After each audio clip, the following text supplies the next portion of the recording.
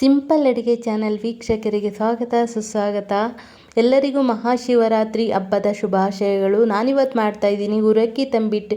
ಹೇಗೆ ಮಾಡೋದು ನೋಡೋಣ ಬನ್ನಿ. ಉರಕ್ಕಿ ತಂಬಿಟ್ಟು ಮಾಡೋದಕ್ಕೆ 1 kg ಆಗಷ್ಟು ಅಕ್ಕಿ ತೊಗೊಂಡಿದ್ದೀನಿ, 1/4 kg ಬೆಲ್ಲ ತೊಗೊಂಡಿದ್ದೀನಿ, 1/4 kg ಕಡಲೆಬೀಜ ತೊಗೊಂಡಿದ್ದೀನಿ, 3/4 kg ಹುರ್ಗಡ್ಲೆ ತೊಗೊಂಡಿದ್ದೀನಿ, ಒಂದು ಸ್ವಲ್ಪ ಗಸಗಸೆ, ಒಂದು 20 ಏಲಕ್ಕಿ ತೊಗೊಂಡಿದ್ದೀನಿ, 100 ಗ್ರಾಮ್ ಬೆಳೆ ಎಳ್ಳು ತೊಗೊಂಡಿದ್ದೀನಿ. ಇವಾಗ ಗ್ಯಾಸ್ ಹಚ್ಕೊತಾ ಇದ್ದೀನಿ ನೋಡಿ, ಬಾಣಲೆ ಇಟ್ಕೊತೀನಿ. ಅಕ್ಕಿನ ಹುರ್ಕೊಳ್ಳೋದಕ್ಕೆ ಹಾಕ್ಕೊತಾ ಇದ್ದೀನಿ. ಅಕ್ಕಿನ ಒಂದು ಗೋಲ್ಡನ್ ಬ್ರೌನ್ ಬರೋ ತನಕ ಹುರ್ಕೊಬೇಕಾಗುತ್ತೆ. ಮಧ್ಯಮ ಉರಿ ಇಟ್ಕೊಂಡು ಹುರ್ಕೊಳ್ಳಿ.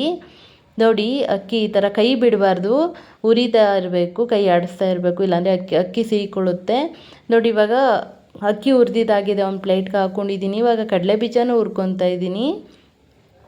ನೋಡಿ, ಕಡಲೆಬೀಜ ಅದೇ ಬಾಯಿ ಬಿಡುತ್ತೆ ಚಿಟಪಟ ಅಂತ. ನೋಡಿ, ಇವಾಗ ಆ ಕಡಲೆಬೀಜನೂ ಹುರ್ಕೊಂಡಿದ್ದಾಗಿದೆ. ಕಡಲೆಬೀಜ ಹುರ್ಕೊಂಡು ಇದನ್ನು ಸಪ್ರೇಟ್ ಒಂದು ಪ್ಲೇಟ್ಗೆ ಹಾಕ್ಕೊತಾ ಇದ್ದೀನಿ. ಇವಾಗ ನಾನು ತೊಗೊಂಡಿದ್ದಂತಹ 100 ಗ್ರಾಮ್ ಎಳ್ಳನ್ನು ಹಾಕ್ಕೊಂಡು ಹುರ್ಕೊತೀನಿ. ಬಿಳಿ ಎಳ್ಳು, ನೀವು ಬಿಳಿ ಎಳ್ಳು ಬೇಕಿದ್ರೂ ಹಾಕ್ಕೊಬೋದು, ಇಲ್ಲ ಕಪ್ಪೆಳ್ಳು ಬೇಕಿದ್ರೂ ಹಾಕ್ಕೊಬೋದು. ನೋಡಿ, ಇವಾಗ ಎಳ್ಳು ಹುರಿದಿದ್ದಾಗಿದೆ, ಲೈಟಾಗಿ ಗೋಲ್ಡನ್ ಬ್ರೌನ್ ಬಂದಿದೆ. ಒಂದು ಪ್ಲೇಟ್ಗೆ ಹಾಕ್ಕೊಂಡಿದ್ದೀನಿ. ಗ್ಯಾಸ್ ಆಫ್ ಮಾಡಿಕೊಂಡು ಅದರಲ್ಲೇ ಗಸಗಸೆ ಹಾಕ್ಕೊಂಡು ಬಿಸಿ ಮಾಡ್ಕೊತಾ ಇದ್ದೀನಿ. ನೀವು ಗಸಗಸೆ ಬೇಕಿದ್ದರೆ ಹಾಕಿಲ್ಲ ಅಂದರೆ ಸ್ಕಿಪ್ ಮಾಡ್ಕೊಳ್ಳಿ.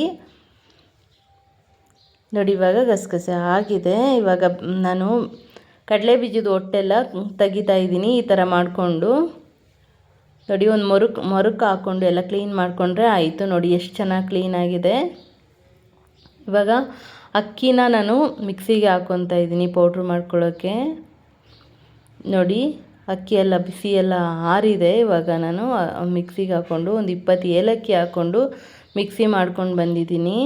ಅಕ್ಕಿ ತುಂಬ ನೈಸು ಬೇಡ, ತುಂಬ ತರಿನೂ ಬೇಡ, ಆ ಥರ ಪೌಡ್ರು ಮಾಡ್ಕೊಂಡಿದ್ದೀನಿ. ಇವಾಗ ಇದಕ್ಕೆ ಹುರ್ಗಡ್ಲೆ ಸೇರಿಸ್ಕೊತಾ ಇದ್ದೀನಿ.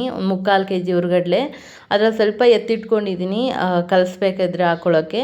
ಇವಾಗ ಸ್ವಲ್ಪ ನೋಡಿ, ಕಡಲೆ ಬೀಜನೂ ಹಾಕ್ಕೊತಾ ಇದ್ದೀನಿ. ಸ್ವಲ್ಪ ಕಲಿಸ್ಬೇಕಾದ್ರೆ ಸ್ವಲ್ಪ ಎತ್ತಿಟ್ಕೊಂಡು ರುಬ್ಬೋದಕ್ಕೆ ಹಾಕ್ಕೊಬಿಡಿ. ಇವಾಗ ಪೌಡ್ರ್ ಆಗಿದೆ, ಮಿಕ್ಸ್ ಮಾಡ್ಕೊತಾ ಇದ್ದೀನಿ. ನೋಡಿ, ಇದಕ್ಕೆ ಅಕ್ಕಿ ಹಿಟ್ಟು ಜೊತೆ ಮಿಕ್ಸ್ ಮಾಡ್ಕೊಬೇಕು. ಇವಾಗ ಕ್ಲೀನಾಗಿ ಮಿಕ್ಸ್ ಮಾಡ್ಕೊಬೇಕು. ಈ ಟೈಮಲ್ಲಿ ನೀವು ಕೊಬ್ಬರಿನ ತುರಿದು ಬೇಕಿದ್ರೂ ಸೇರಿಸ್ಕೊಬೋದು, ಇಲ್ಲಾಂದರೆ ಪೌಡ್ರು ಮಾಡಬೇಕಿದ್ರೂ ಸೇರಿಸ್ಕೋಬೋದು. ಅದು ಇಲ್ಲಾಂದರೆ ಚಿಕ್ಕದಾಗಿ ಕಟ್ ಮಾಡಿ ಹಾಕ್ಕೊಂಡ್ರೂ ಆಗುತ್ತೆ. ನಾನು ಕೊಬ್ಬರಿ ಹಾಕ್ಕೊಂಡಿಲ್ಲ, ಸ್ಕಿಪ್ ಮಾಡ್ಕೊಂಡಿದ್ದೀನಿ. ನೋಡಿ, ಇವಾಗ ಬೆಲ್ಲ ಪಾಕ ಮಾಡ್ಕೊಳ್ಳೋದಕ್ಕೆ ಬಾಣಲಿ ಇಟ್ಕೊತಾ ಇದ್ದೀನಿ. ನೋಡಿ, ಒಂದು ಬಾಣಲಿ ಇಟ್ಕೊಂಡು ಬೆಲ್ಲ ಕರಗೋದಕ್ಕೆ ಬೇಕಾಗಿರುವಷ್ಟು ನೀರು ಹಾಕ್ಕೊಬೇಕು. ಬೆಲ್ಲ ಮುಳುಗೋಷ್ಟು ನೀರು ಹಾಕ್ಕೊಂಡ್ರೆ ಸಾಕಾಗುತ್ತೆ. ಇವಾಗ ಇದು ಪಾಕ ಬರಬೇಕು ಅಂತ ಏನಿಲ್ಲ, ಜಸ್ಟ್ 1-2 ಕುದಿ ಬಂದರೆ ಸಾಕು. ನೋಡಿ, ಇವಾಗ ಈ ಥರ ಮಾಡಿ ಬಿಟ್ಟರೆ ಸಾಕಾಗುತ್ತೆ. ಇವಾಗ 1-2 ಕುದಿ ಬಂದರೆ ನೋಡಿ, ಬೆಲ್ಲ ಎಲ್ಲ ಕ್ಲೀನಾಗಿ ಕರಗಿದೆ. ಬೆಲ್ಲ ಕರಗಿ ಆರಿದೆ. ಇದನ್ನು ಸೋಸ್ಕೊಬೇಕು ಇವಾಗ, ಇಲ್ಲಾಂದರೆ ಕಸ ಕಡ್ಡಿ ಎಲ್ಲ ಇರುತ್ತೆ.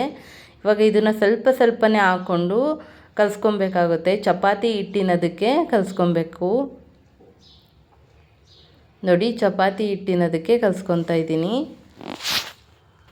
ನೋಡಿ, ಇವಾಗ ಬಿಳಿ ಎಳ್ಳು, ಗಸಗಸೆ, ಹುರ್ಗಡ್ಲೆ, ಕಡಲೆಬೀಜ ಎಲ್ಲ ಹಾಕ್ಕೊಂಡು ಕಲಿಸ್ಕೊತಾ ಇದ್ದೀನಿ. ನೋಡಿ, ಇವಾಗ ಉಂಡೆ ಅದಕ್ಕೆ ಕಲಿಸ್ಕೊಂಡ್ರೆ ಸಾಕಾಗುತ್ತೆ. ನೋಡಿ, ಒಂದೊಂದೇ ಉಂಡೆ ಕಟ್ಕೊತಾ ಇದ್ದೀನಿ. ಎಷ್ಟು ಚೆನ್ನಾಗಿ ಬಂದಿದೆ ಉರಕ್ಕಿ ತಂಬಿಟ್ಟು.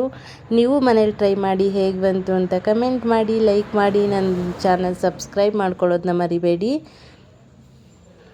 ನಾನು ಮಾಡಿರೋ ತಂಬಿಟ್ಟು ವಿಡಿಯೋ ಇಷ್ಟ ಆದರೆ ಸಬ್ಸ್ಕ್ರೈಬ್ ಮಾಡ್ಕೊಳ್ಳಿ. ಮತ್ತೆ ಸಿಗೋಣ, ಬಾಯ್.